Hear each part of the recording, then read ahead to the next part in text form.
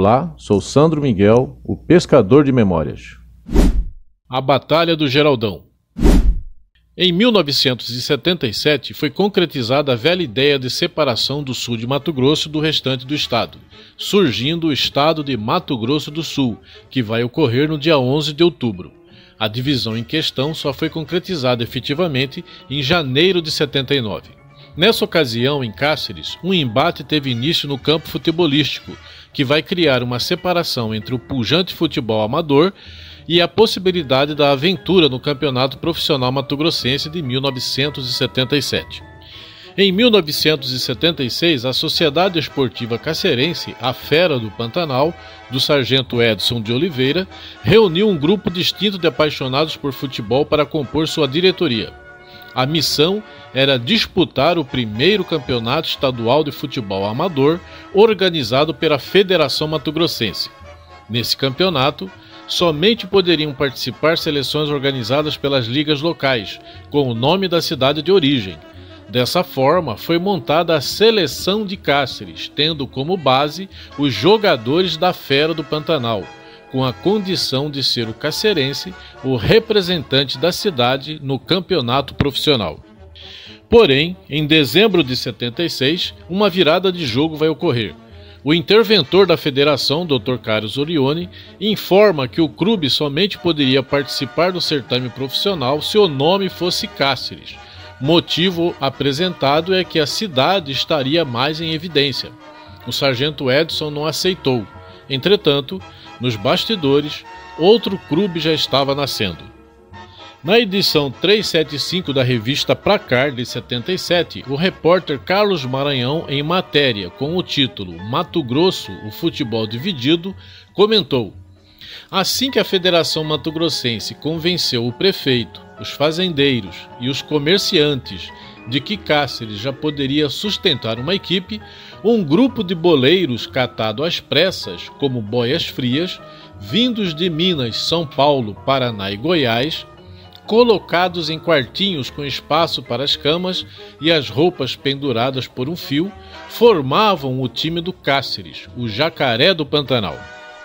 O Cáceres Esporte Clube é criado em 10 de janeiro de 77 e fez sua estreia no estadual no dia 3 de março com uma derrota por 1-0 contra o Operário de Várzea Grande no Geraldão e outra para o Misto por 2-0 na capital. Jogo este recheado de provocações pelos jogadores mistenses, sendo que a torcida organizada do Misto queimara a bandeira dos torcedores cacerenses. Na jornada em Campo Grande, a revista Placar registrou que os jogadores do Cáceres foram festivamente recebidos com flores, diferente de Cuiabá. O Cáceres termina a primeira fase amargando derrotas acachapantes.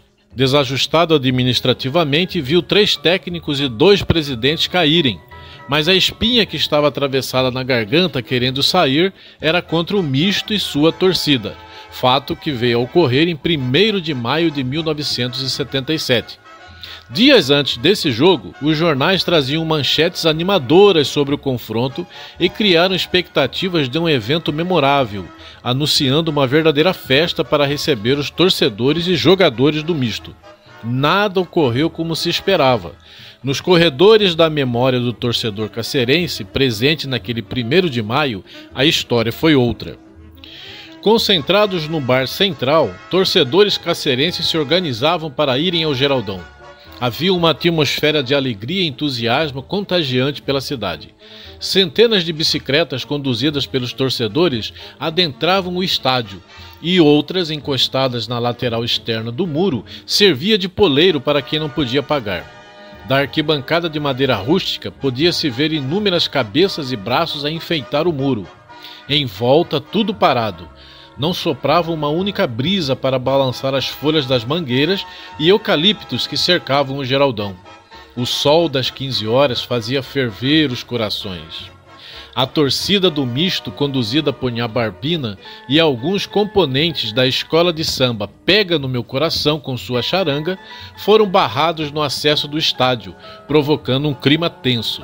A delegação mistense chega no estádio sob vaias e morteiros que por vezes iam cair no teto do ônibus. Os dirigentes mistenses solicitam a polícia para preservar a entrada do vestiário, mas o cabo alertou que a guarnição tinha a missão de preservar os árbitros Ione Zuntar, Ismar Gomes e Paulo Miranda. O misto, com seu tradicional uniforme, entra em campo para saudar a torcida sem o seu maior ídolo, Bife.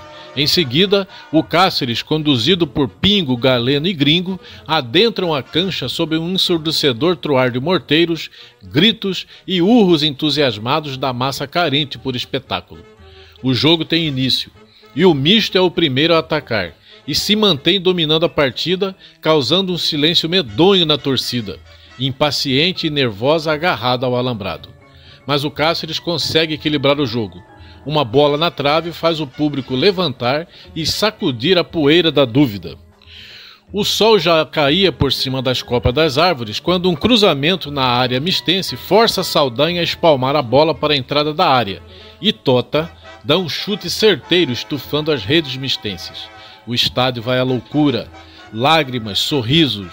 As dores dos dias quentes e da labuta diária podia ser liberada. Era só vencer e vencer. Termina o jogo. Os jogadores do Cáceres vão até a torcida saudá-la.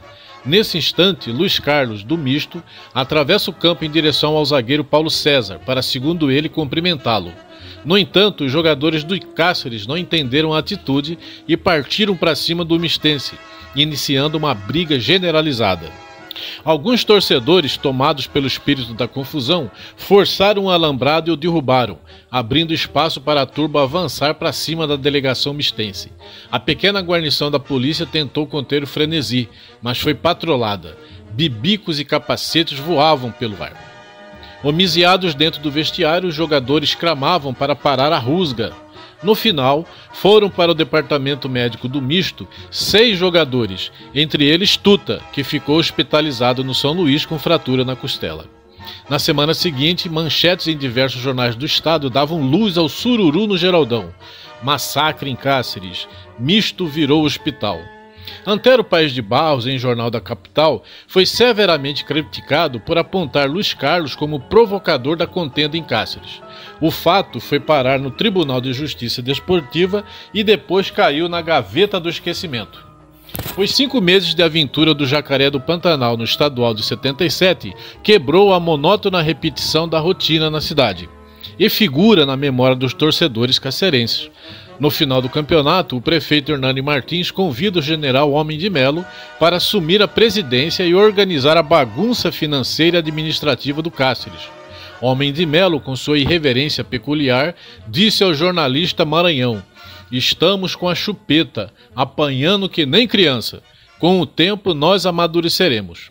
No correr dos anos, o Cáceres passou a ser crocodilo e se tornou objeto de alavancamento político e chegou a ser reconhecido como o pior time do Brasil por uma revista desportiva. Em seu livro Frafru e as multidões despertaram, Nelson Rodrigues profetizara: "Muitas vezes é a falta de caráter que decide uma partida. Não se faz literatura, política e futebol com bons sentimentos."